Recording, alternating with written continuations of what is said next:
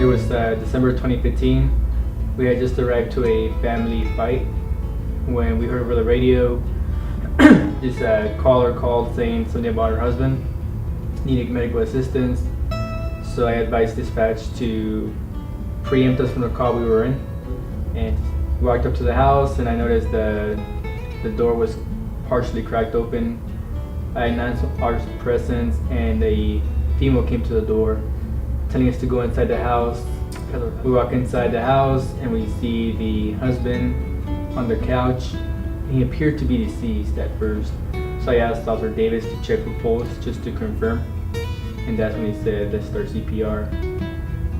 Notified dispatch that we were conducting CPR and AMR was already en route. Officer Arroyo was continuing CPR. AMR took over and they hooked up their equipment to him. And it was shortly after that they continued CPR and they started to get a pulse. I was on my way to the doctor's hospital. Officer Davis sent me a message saying that we had saved his life due to early CPR. Yeah, we're actually, we're considered first responders to anything. So that's why when you go through the academy and we have annual training that we're keeping updated with CPR and how it's changing. I mean, we practice in the academy and we get certified in the department every 2 years.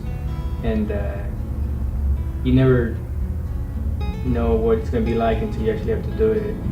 And knowing that the training works and it saved a life, it's a pretty good feeling. Oftentimes we don't get to see the end results or the good side to the calls we handled. Going through the academy, I met a retired police officer and he said, treat every call as if they're your family and what you would do for your family. And I kind of lived by that, and I was like, even though, like Officer Roy said, we walked in and we thought the worst for this guy because he wasn't moving, he was on the couch, stiff. But I'm like, if this was my family, I'd want somebody to at least attempt to do something. And so that I think anybody would do the same thing in our shoes.